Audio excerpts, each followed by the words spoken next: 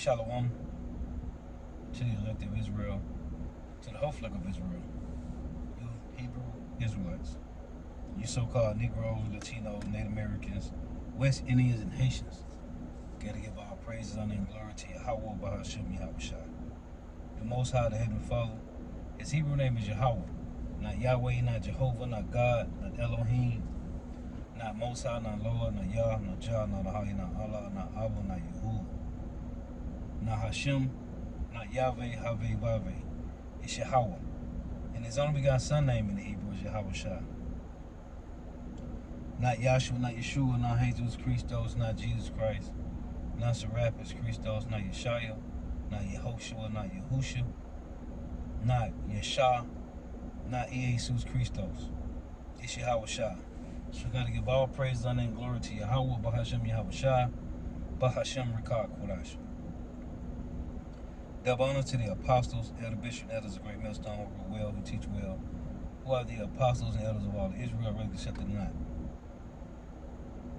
And a sincere salutation to all the arguing, pushing this truth and believing this truth like the four winds of the earth. The entire world shed light to the whole elect. Shalom to the Aqua who are listening learning. Again, a sincere salutation to all the arguing, believing this truth and pushing this truth like the four winds of the earth. The entire world shed light to the whole elect. Shalom to the Aqua who are listening learning. If your sister are listening learning, I'm Isaiah from GMS Atlanta, Camp Prophet of Doom. Coming into another lesson, truth, fact, faith, and edification. Of data edification will always be edifying. And this would be part 3.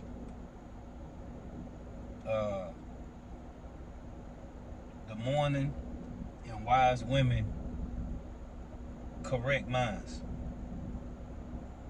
And I was thinking about what she had said in the video. This is the last hope for single women. This is so I was listening to Apostle Ha, because I had just read this.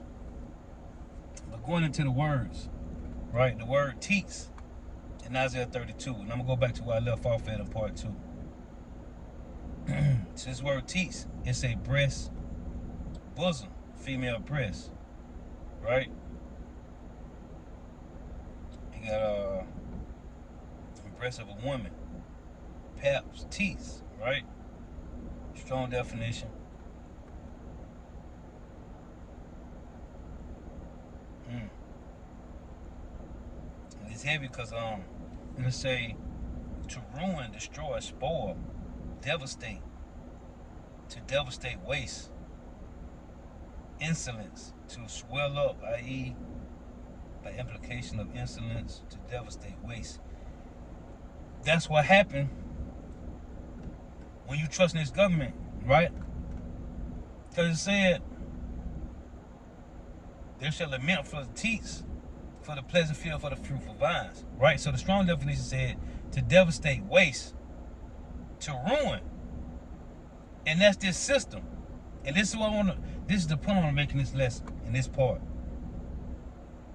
So I was reading Psalms 23.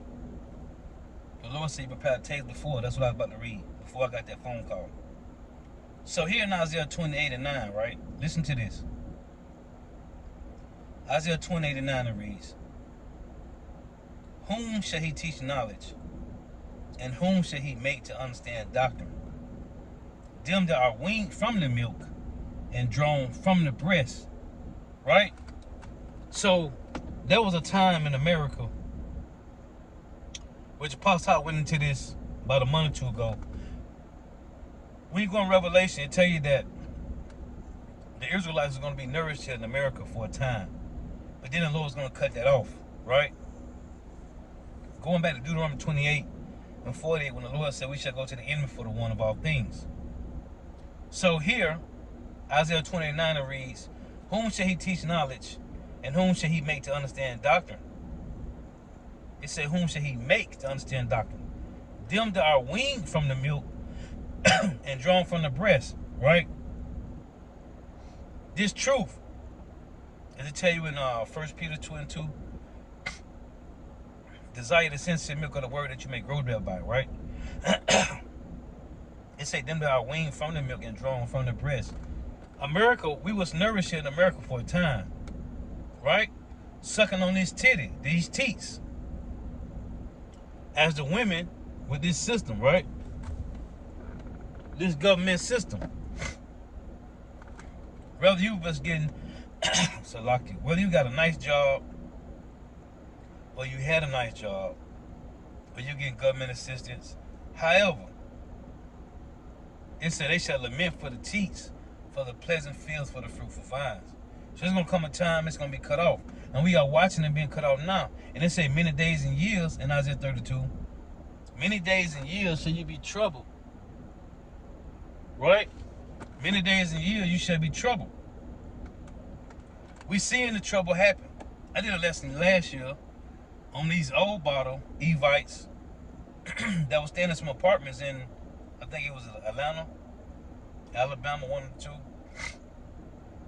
and they was getting evicted, and it was because the apartments were just tired of the way the old system was, so they were just changing, and they wasn't renewing their leases. They wasn't renewing the leases. Hey, so for them, they still dealing with trouble as of right now. That was the last year video I did. And one the year before that, dealing with women that's losing their housing. So many days and years, they're gonna be trouble. It's already happening. So let me go back to this.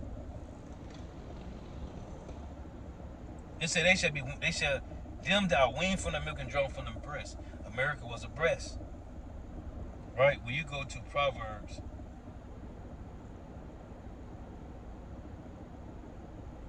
Proverbs 5, it reads, let's go to verse, dealing with wisdom, right? Proverbs 5 and 15. Drink waters out of thy own cistern, and running waters out of thy own well. Let thy fountain be dispersed abroad, and rivers of waters in the streets, which is the truth. Let them be only thine own, and not strangers with thee. Let thy fountain be blessed, and rejoice with the wife of thy youth. So feel.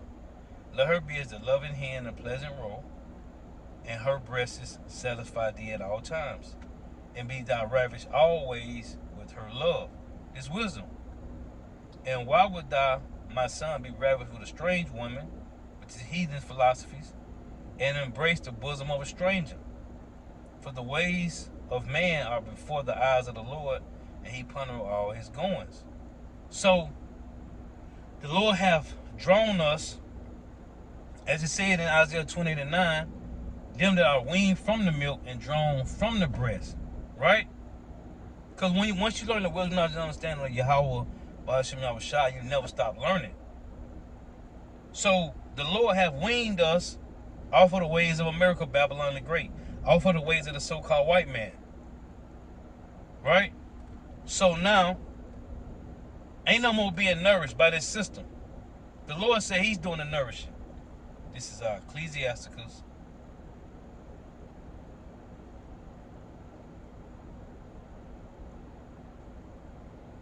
This is Ecclesiasticus 17. In 17 it reads, for in the vision of the nations of the whole earth, he set a rule over every people, but Israel is the Lord's portion, whom being his firstborn, he nourished with discipline, and giving him the light of his love, doeth not forsake him. So we're being nourished here. And there's other precepts. Let me get this one, as a matter of fact. This is Wisdom of Solomon, chapter 4. Let's read this. Wisdom of Solomon 4.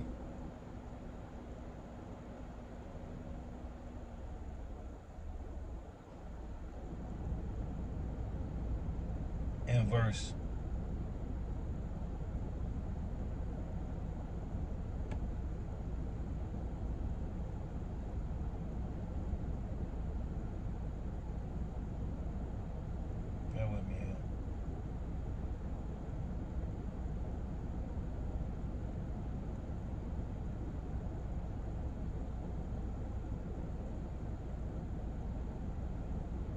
4, maybe 3.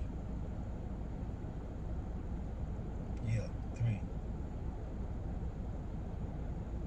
Wisdom of Solomon 3 and verse 9. They that put their trust in him shall understand the truth, and such as be faithful in love shall abide with him, for grace and mercy is to his saints, and he have kept for his elect. But the ungodly shall be punished according to their own imagination, which have neglected the righteous and forsaken the Lord. For whoso despiseth wisdom and nurture, he is miserable, and their hope is vain, their labors unfruitful, and their works unprofitable. Right? So whoso despiseth nurture. So as I was reading in Psalms, let's go back to this. Psalms 23. Psalms 23 and verse 4. Yea, though I walk through the valley of the shadow of death, which is America, Babylon the Great, I will fear no evil, for thou art with me. Thy rod and thy staff, they comfort me. And I looked at the translation NLT, it said that his protection and comfort, right? The rod is for correction, but it's also to be nourished. It is also protection, right? It's a correction and it's protection. Thy rod and thy staff, they comfort me. Thou preparest a table before me in the presence of my enemies. Thou anointest my head with oil, my cup runneth over, which is just wisdom, knowledge, and understanding. It said, thou preparest a table before me in the presence of my enemies, right? So these two tables, just like I was reading Isaiah 28, let's go back to it. It's Isaiah 28 and 7. It reads, this is the 2/3. But they also have erred through wine, and through strong drink are out of the way. The priest and the prophet have erred through strong drink. They are swallowed up of wine.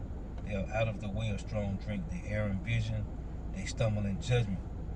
For all tables are full of vomit and filthiness, so that there is no place clean. Right? So King David said about that table, Psalm 69 and 22. Let that table become a snare before them. So in Isaiah 28 and 8, they say, the table is full of vomit and filthiness, so that there is no place clean. Which is talking about 2/3 of Jake. Let that table become a snare before them, and that which should have been for their welfare, let it become a trap. Because your real welfare benefits is from the Lord. This is Psalm 68 and 19. It reads, blessed be the Lord, who daily loadeth us with benefits.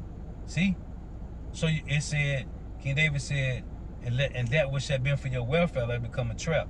So your real welfare benefits is the Lord. Again, Psalm 68:19, blessed be the Lord, who daily loadeth us with benefits, even the God of our salvation. So these two tables, 1 Corinthians 10 and 21, it reads, you cannot drink the cup of the Lord and the cup of devils. You cannot be partakers of the Lord's table and of the table of devils. And this is what the Lord said, Yahushua, in Matthew 22. It's Matthew 22 and 1.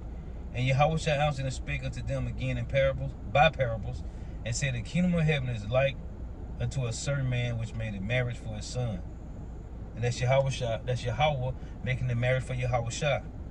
And he sent forth his servants to call them that were bidden to the wedding, and they would not come. Again he sent forth other servants, saying, tell them which are bidden, behold, I have prepared my dinner. Where's the dinner at? It's on the table. My oxen and my fatlings are killed, and all things are ready, come unto the marriage. Right? So, as the lady said, I'm finna play it. Let's play it. Lord willing.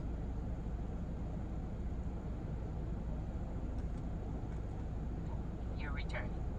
Today, we're diving into a controversial but timely subject, polygamy. The last hope for single mothers, boss chicks, and independent women. For years, many women proudly embraced independence, rejected traditional marriage, and even declared they didn't need a man. But now, with skyrocketing rents, cuts to government assistance, and the rising cost of living, many are finding themselves cornered by harsh realities. Some argue that polygamy, or shared marriages, might be the only practical solution for women struggling alone, especially single mothers and boss chicks, who once thought independence would guarantee security. It's uncomfortable to talk about, but with so many women unable to secure stable husbands or maintain a household on their own, polygamy is being whispered about as a last resort option for survival.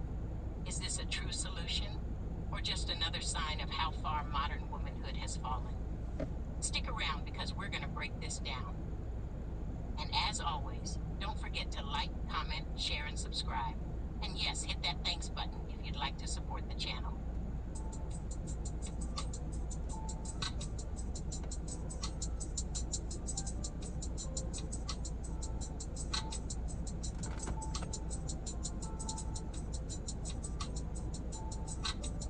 Polygamy, the last hope for single mothers in America. Across America, the number of single mothers continues to climb, with millions of women raising children without stable financial or emotional support from a partner. For decades, society has debated solutions: government welfare, community programs, child support enforcement, but many families are still falling through the cracks. Now, a controversial idea is resurfacing: polygamy as a potential safety net for single mothers. The crisis of single motherhood. The U.S. Census Bureau reports that nearly 1 in 4 children lives in a single-parent household, the overwhelming majority with their mothers. These women often carry the full weight of parenting while juggling low-paying jobs, rising housing costs, and a lack of affordable childcare. The results are grim: higher poverty rates, generational instability, and emotional burnout. Why polygamy enters the conversation. Hey, this is heavy because polygamy is the last hope for you women, man. It's the last hope, man. If you ain't cleaving, if you ain't seeking out a man of the Lord right now, man, it's gonna be over for you. This is heavy. This is heavy, man. This is your last hope, man. Traditionally, American society has promoted monogamy as the foundation of family. But advocates of plural marriage argue that polygamy could redistribute responsibilities in a way that benefits struggling mothers. In a household with multiple wives, burdens like childcare, cooking, and emotional support could be shared.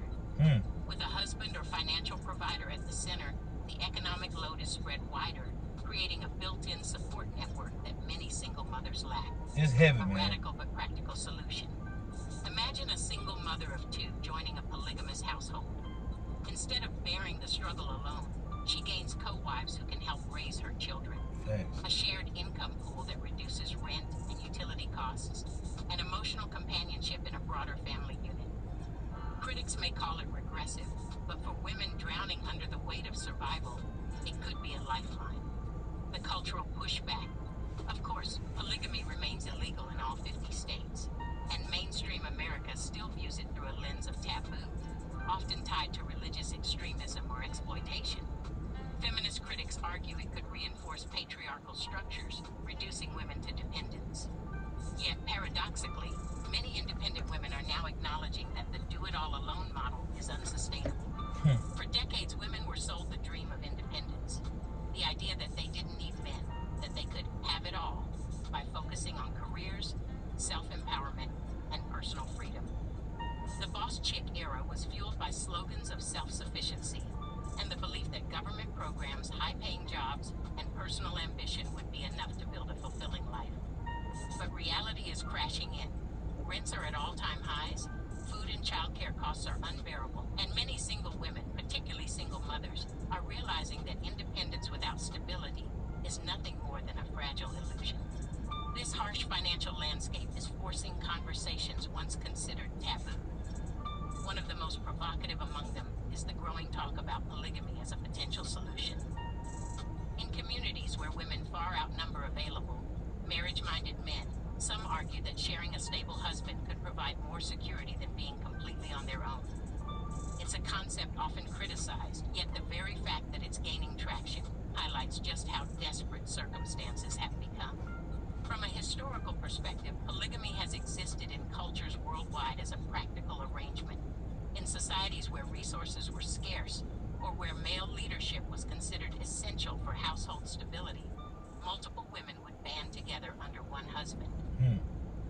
modern Western society rejects this arrangement as outdated, economic pressures are pushing some women to reconsider whether polygamy might provide structure, stability, and shared resources that they simply cannot secure alone. Hey, and it's heavy, because most of these women here in America, Babylon the Great, is selfish, man. They selfish. And they're going to die. They're going to die grievous deaths because they refuse this, man. Which, like this lady is saying, this is your last hope. Let me see something real quick.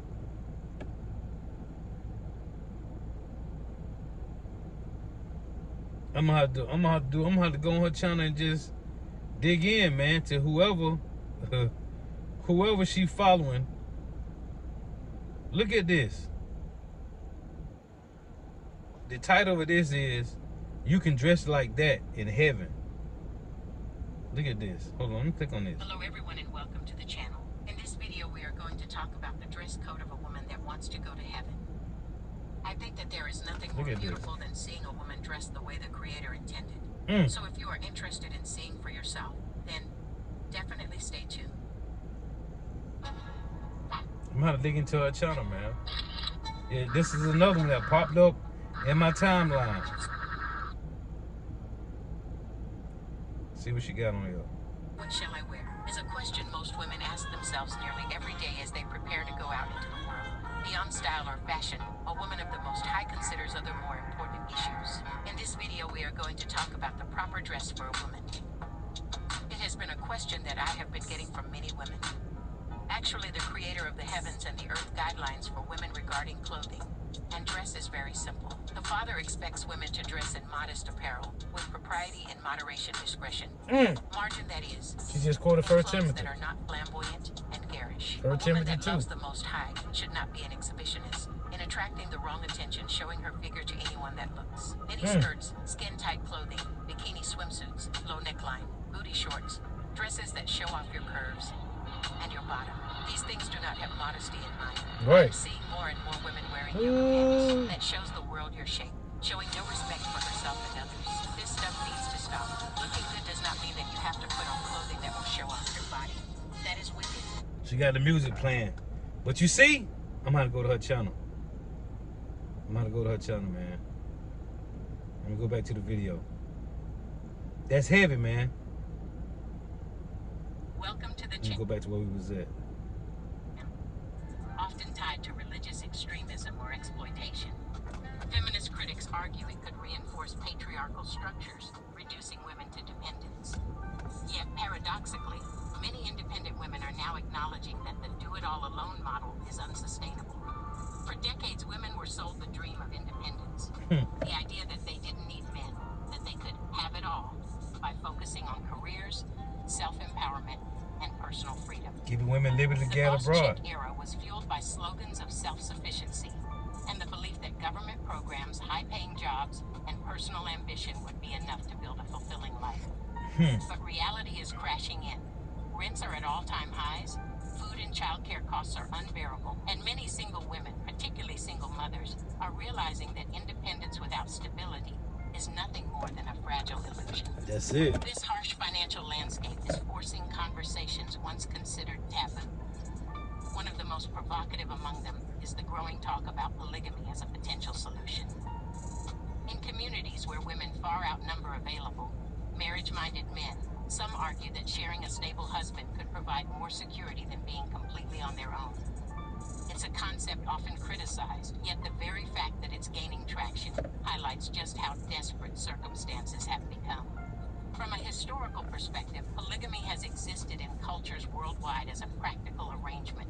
In societies where resources were scarce, or where male leadership was considered essential for household stability, multiple women would band together under one husband. While modern Western society rejects this arrangement as outdated, economic pressures are pushing some women to reconsider whether polygamy might provide structure, stability, and shared resources that they simply cannot secure alone.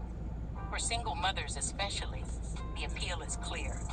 Raising children alone is one of the most difficult paths, and many women who once glorified single motherhood are now overwhelmed with bills, work-life imbalance, and emotional exhaustion. In such a setup, polygamy could provide children with male guidance, women with relief from financial burdens, and families with a stronger collective support system. To some, this looks far better than the endless cycle of struggling in poverty, living on government aid, or bouncing between unstable relationships. For boss chicks and so-called independent women, polygamy presents a different kind of reality check. Many spent their 20s and 30s chasing careers, delaying marriage, and rejecting traditional roles. Now, as they face aging, declining dating options, and economic instability, their independence feels less like freedom and more like loneliness. Polygamy in this context isn't necessarily about romance or love, but about survival, securing a piece of stability, even if it means sharing it. But the rise of these conversations also reveals the depth of cultural and social breakdown. Polygamy being seen as a last hope underscores how much has been lost in the modern family structure. Instead of prioritizing stable marriages early in life, many women were taught to prioritize careers, hyper-independence, and materialism. The result has been a generation of women who now find themselves unpartnered, overwhelmed, and searching for alternatives that would have seemed unimaginable just a few decades ago. Critics of this idea argue that polygamy is not a solution, but another symptom of a broken system. Instead of rebuilding strong families with one man and one woman committed to raising children together, polygamy spreads already limited male commitment thinner. It could create jealousy, resentment, and more dysfunction than stability. However, others point out that polygamy already exists informally through side relationships, sharing men, and unspoken arrangements. The only difference is that it's not structured or openly acknowledged. What this debate really reveals is the collapse of the independent woman narrative. Women who once proclaimed they didn't need a man now openly admit that life is too heavy to carry alone.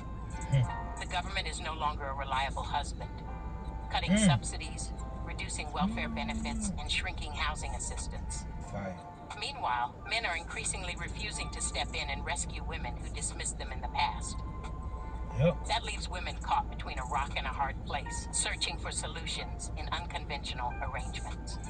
In the end, whether polygamy rises as a legitimate practice or not, the fact that it is even being discussed tells us everything we need to know about the state of modern womanhood. Independence without partnership has proven to be unsustainable. And while some women may embrace polygamy as a lifeline, others will see it as a warning, a call to re-examine the choices and cultural shifts that led here. A future debate. As housing, healthcare, and childcare costs continue to rise, unconventional family structures may gain traction. Polygamy may resurface as a serious conversation in the coming decades, especially for single mothers searching for stability.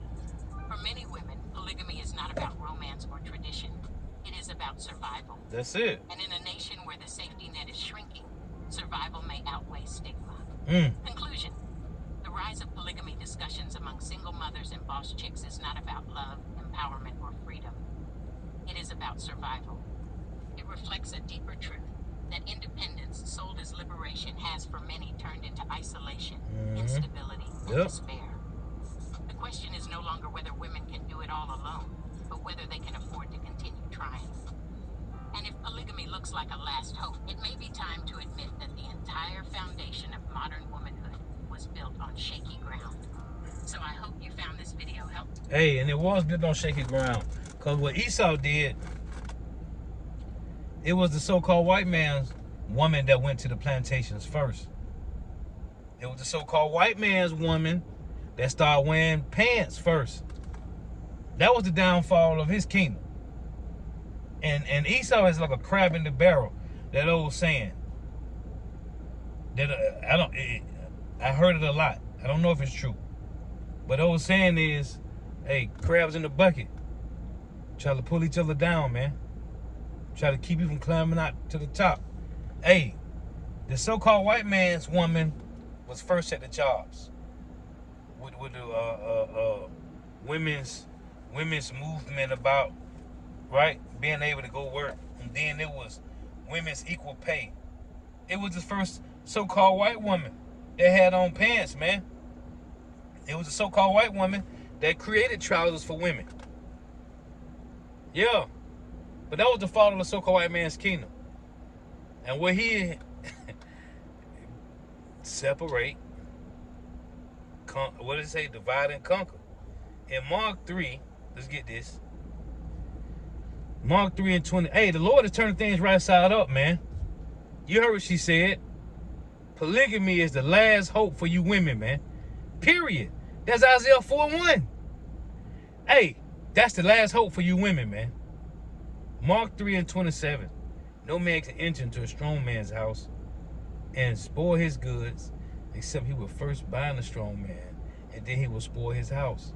What's in the strong man's house? His woman and children, man. And because the so-called white man spoiled the house, he bound up the strong man, it led to what? Ecclesiastes 25:25. Give the water no passage, neither a wicked woman liberty to gad abroad. And this is what they did. The so-called white man bound up the strong man, and then he spoiled the house. And therefore, he caused a woman to gad abroad.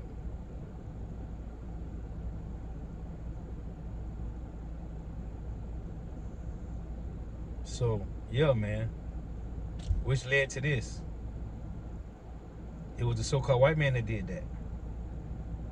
And it led to this. This is 2 Timothy 3 and 6. For of this sort are they which creep into houses and lead captive silly women, laden with sins, led away with divers lusts, ever learning and never able to come to the knowledge of the truth. Hey, this woman, her page is Virtual Woman 1969. Hey, this is the mindset. This is the correct mind of a hopeful elect, mourning, and wise woman. Lord was edifying. We give all praise, honor, and glory to you. Yahweh Bahashim Yahushua, Bahashim Rekah Kurash. Double honors to the apostles, the elder bishop, and elders of great millstone who rule well, who teach well. Whether the apostles and elders of all the Israel, accepted or not. And the sincere salutation to all the Akim believing this truth and pushing this truth. For the four winds of the earth, the entire word shall light to the hopeful elect. Shalom to the worthwhile listen learning. If you sister listen learning, who have tuning in, may Yahweh Bahashim Yahushua continue blessing your houses. May the blessing of the elect be upon your houses. The next time I say Shalom, Wa, Ba, Ba, and Salakia for part 1 and part 2, because I got phone calls, and both times they got cut off. So this is the part 3, finishing up that video. Hey, polygamy is all you women's last hope. Hey, you better reach out and touch a brother while you still can. Hey, because the Lord ain't raising up no any men. And just like Drake said, we ain't anybody. Lord willing, we are of the elect number. Lord willing. But hey, as of even right now, as brothers putting on the hopeful elect, as said Colossians 3 and 12, as brothers is putting on, as the elect, constantly, daily, diligently discipline ourselves to serve Yahweh Bahashim Yahushua with all sincereness and truth. Hey, you better reach out to a brother. Better ask your brother for his email. Stop playing games. Hey, it's finna get worse. It's gonna get bad. Reach out to a brother, let a brother know, hey, you trying to be joined before it's too late, man. Hey, cause I be thinking about all the time, all these women in the city. Hey, the scripture tell you in 2nd Ezra, it's gonna be 10 men left in the city, man. Hey, can you imagine? Let me find this. Can you imagine 10 men left in the city?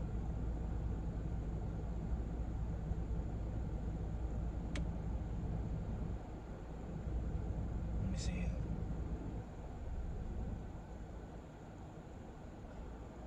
Bear with me. This shall be 10 men left. See, the second Ezra 15, 16.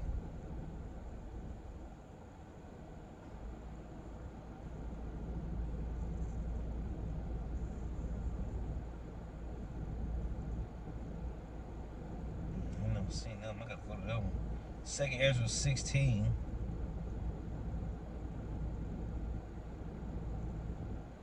And 28. Let's read this. It's gonna be 10 men left in the city, man. Second Ezra 16. It's gonna get bad out here, man. It's second Ezra 16 and verse 27. So that one man should desire to see another and to hear his voice. That's how bad it's gonna be. Hey, this happened in the movie I Am Legend. Second Ezra 16 and 27. So that one man should desire to see another and to hear his voice. That happened in the movie I Am Legend. Will Smith wanted to talk to somebody. He started talking to mannequins. For of a city there shall be 10 left. 2 of the field, which shall hide themselves in the thick groves and in the clefts of the rocks. See? In verse 31. Even so in those days there shall be 3 or 4 left by them that search the houses with the sword. And they're going to be looking for food, man. It's going to be cannibals at this point. Let me see what this one's saying. There's another one had popped up. Amos. It's Amos 6.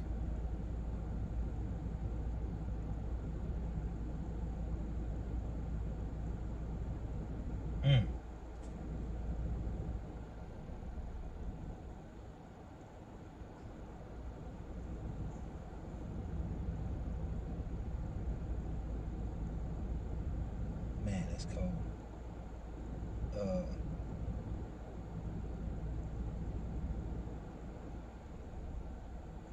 Yeah, that's fire. Amos 6 and 8.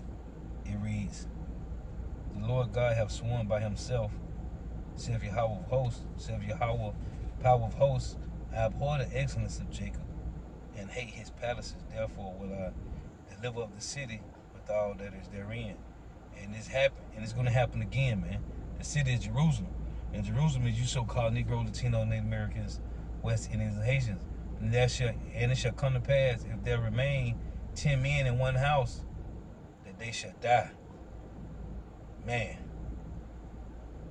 And a man's uncle shall take him up, and he that burneth him, to bring out the bones of the house, and shall say unto him that is by the sides of the house, is there yet any with thee? And he shall say, no. Then shall he say, hold thy tongue, for we may not make mention of the name of Yahweh. Hey, at that time, the elect gonna be sealed. For behold, the Lord commandeth, and he will smite the great house with breaches, and the little house with clefts. Hey, what's that? Malachi, not Malachi. Ezekiel 3, 24 through 27, man. The Lord said he gonna make the prophet's tongue cleave to the roof of their mouth. There should not be no more reproval. Hey, cause 2/3 at that point, that's it, man.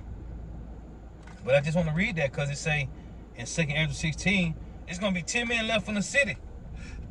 Hey, and there's still the whole elect being sealed, the remnant, men and women still being reactivated.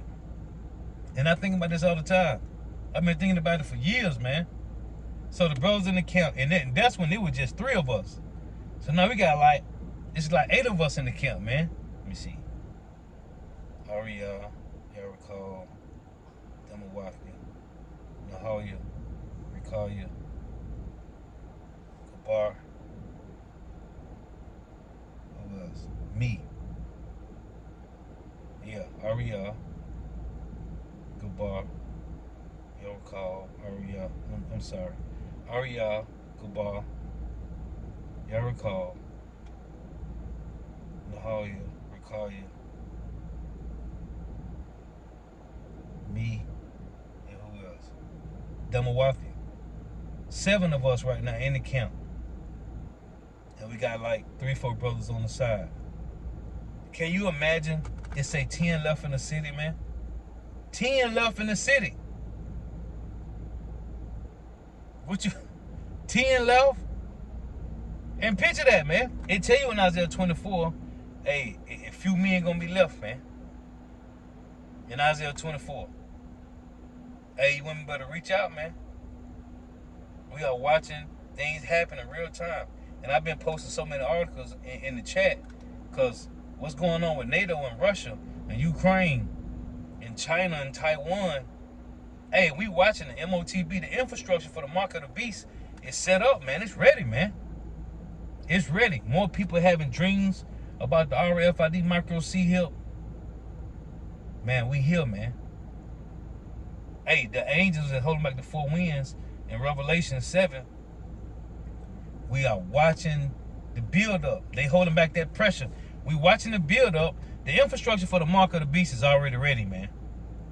We just waiting on these devils to push some order op chaos situation, and then the chip gonna be mandated. World War III is already, they're already at the damn cusp.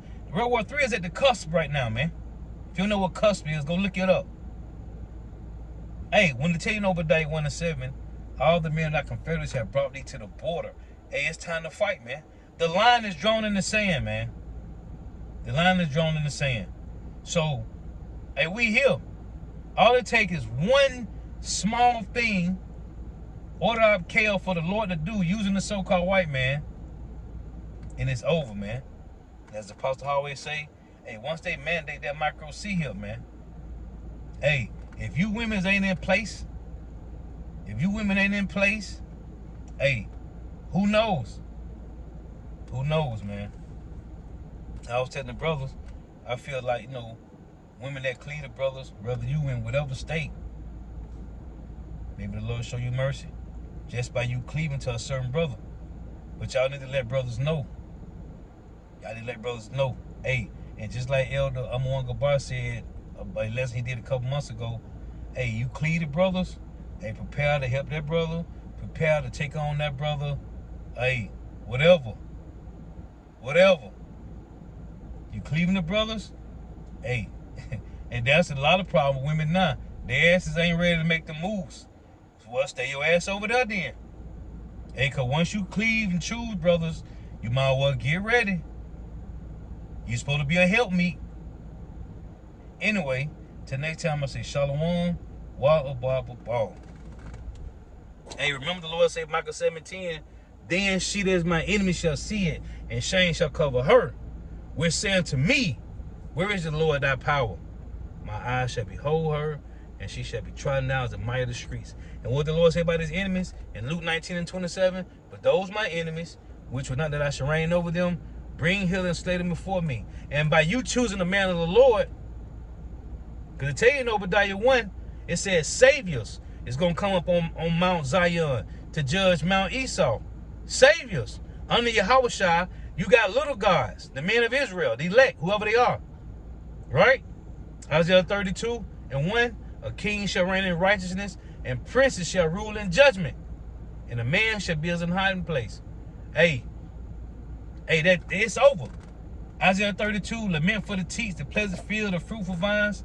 Hey, the Lord is destroying. Isaiah 3:1, the Lord. I read another lesson. The Lord is taking away your comfort, your protection. He's taking away your staying staff, man, and your food. First, the Lord is removing your protection and your comfort. Then he's removing the food from you, man. Oh, let me get this. I used to bring this out a lot years ago. This is Leviticus 26:33. It reads, not 33, Leviticus 26:26, it reads, and when I have broken the staff of your bread, 10 women shall bake your bread in one oven, and they shall deliver you your bread again by weight, and you shall eat and not be satisfied. It say 10 women gonna bake bread in one oven. It happened in the ancient time, man. It's gonna happen again, man. But the Lord is raising up righteous men, and he's raising up the righteous women. This chick, whoever she is, you can tell she an older chick, she got Virtuous Woman 1969, so she ain't no young. And she being white, the Lord got her. Hey, that's Don't know if she's gonna be saved. Don't know if she's of the unknown multitude of being elect women that get salvation. But her mind right now, I'm finna go check out her video. Cause that one about the dresses, that's heavy, man. That one about the dress on a 5-minute, 51-second video. Hey, the Lord is turning our women mind right side up. Just like Peter said, the Lord gonna stir up our pure mind by way of remembrance. The men first and foremost, and then the women. We are watching Jeremiah 9 happen, man. The Lord said, call for the mourning women and them, the cunning women, that they may come, man. Shalom.